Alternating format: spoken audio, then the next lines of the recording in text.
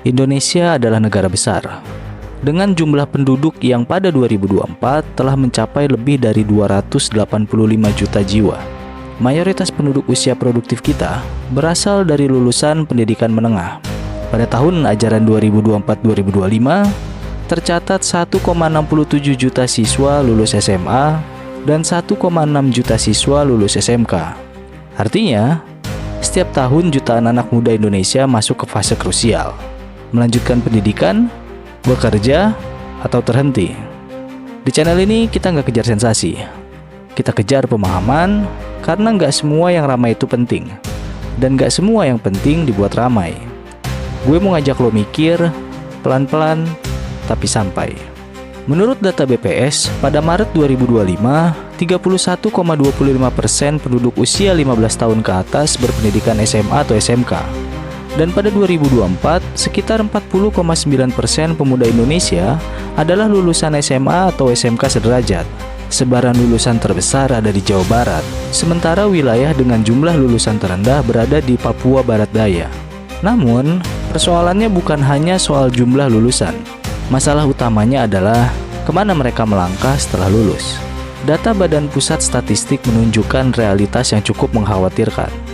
Pada 2023, sekitar 2,57 juta lulusan SMA tidak melanjutkan ke perguruan tinggi.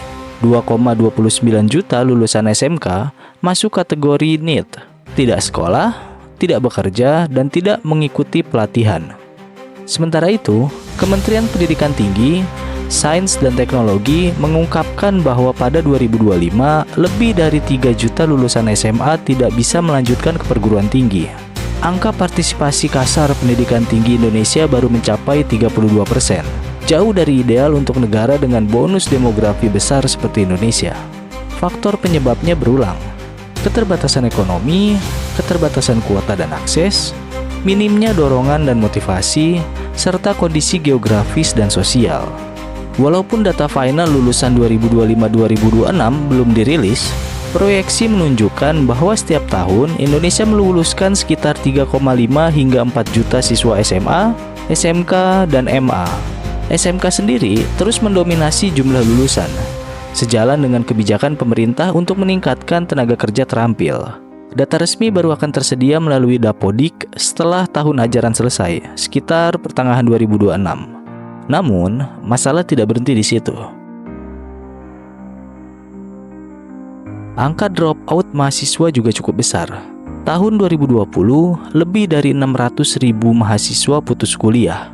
Tahun 2022, sekitar 375.000 mahasiswa DO, sebagian besar dari perguruan tinggi swasta. Sekitar 79,5% kasus dropout terjadi di PTS. Jurusan dengan angka DO tertinggi berasal dari bidang ekonomi, teknik, pendidikan, sosial, dan kesehatan. Penyebabnya beragam. Keterbatasan biaya, tidak lulus mata kuliah wajib, melewati batas waktu studi, hingga kendala penyelesaian skripsi. Situasi ini banyak membuat anak muda akhirnya masuk ke dunia kerja tanpa bekal pendidikan yang cukup dan terpaksa bersaing langsung dengan lulusan perguruan tinggi. Situasi ini membuat banyak anak muda akhirnya masuk ke dunia kerja tanpa bekal pendidikan yang cukup dan terpaksa bersaing langsung dengan lulusan perguruan tinggi. Disinilah peran negara menjadi krusial. Pendidikan tinggi bukan sekedar gelar, tapi alat untuk meningkatkan kualitas sumber daya manusia, mengembangkan ilmu pengetahuan dan teknologi, serta membentuk karakter dan daya saing bangsa. Di bawah pemerintahan Presiden Prabowo, anggaran pendidikan 2026 direncanakan mencapai 757,8 triliun, meningkat hampir 10% dari tahun sebelumnya. Salah satu fokus utamanya adalah KIP kuliah, beasiswa bagi mahasiswa dari keluarga tidak mampu namun berprestasi. 2025, 14,69 triliun untuk sekitar 1,04 juta mahasiswa. 2026 meningkat menjadi 17,2 triliun, menyasar 1,2 juta mahasiswa. Selain itu, LPDP tetap berjalan, dan Kementerian Agama juga mengalokasikan 1,6 triliun untuk KIP kuliah di PTKN. Yang penting diketahui, pendaftar KIP kuliah tidak wajib memiliki KIP saat SMA. Cukup berasal dari keluarga tidak mampu dan dibuktikan dengan surat keterangan tidak mampu dari desa. Pendaftaran KIP Kuliah 2026 diperkirakan dibuka Februari 2026 melalui situs resmi kip-kuliah.kemdikti-saintek.go.id. KIP Kuliah mencakup pembiayaan penuh UKT, bantuan biaya hidup mulai dari 800.000 hingga 1,4 juta per bulan disesuaikan dengan indeks harga lokal wilayah kampus. Mulai Januari 2026, pemerintah menggunakan DTSEN sebagai basis data tunggal bantuan sosial, menggantikan DTKS agar bantuan lebih tepat sasaran. Negara sedang berusaha membuka pintu. Tantangannya sekarang adalah, apakah pintu itu benar-benar bisa dilewati oleh mereka yang paling membutuhkan? Karena pendidikan bukan soal pintar atau tidak, tapi soal kesempatan. Dan di channel ini, kita nggak kejar sensasi. Kita kejar pemahaman. Tulis pendapat lo di kolom komentar. Pelan-pelan tapi sampai. Oke, sekarang kita masuk ke tata cara pendaftaran KIP Kuliah. Setelah kalian buka websitenya, ini adalah halaman utamanya. Di bagian sini ada menu login siswa. Di bawah sini ada menu akses akun dan juga panduan. Kalian kalau mau daftar bisa klik login siswa atau yang akses akun. Setelah diklik, kalian akan dibawa ke halaman loginnya. Lalu kalian klik yang belum punya akun, daftar sekarang. Setelah diklik, di bagian sini kita akan dibawa ke halaman pendaftaran akun baru. Di atas ini ada persyaratannya. Pendaftaran ini hanya berlaku untuk siswa yang lulus pada tahun 2026, 2025, dan 2024 yang belum terdaftar sebagai mahasiswa aktif di perguruan tinggi.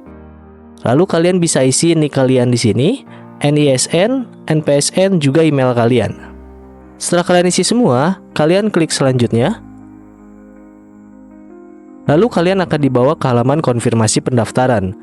Di sini ada data diri kalian mulai dari nama, asal sekolah, tanggal lahir, sosial ekonomi. Di bagian sini juga kalian diminta kembali untuk memasukkan email. Jangan lupa email yang kalian masukkan ini adalah email aktif kalian, karena email ini akan dipakai untuk mengirimkan kode akses dan nomor pendaftaran. Setelah semuanya sesuai, kalian klik centang di bagian sini. Saya menyatakan data yang diinput dalam proses pendaftaran akun KIP Kuliah sudah benar dan sesuai. Lalu kalian klik daftarkan akun. Setelah kalian klik daftarkan akun, akan muncul halaman notifikasi kalau pendaftarannya sudah berhasil.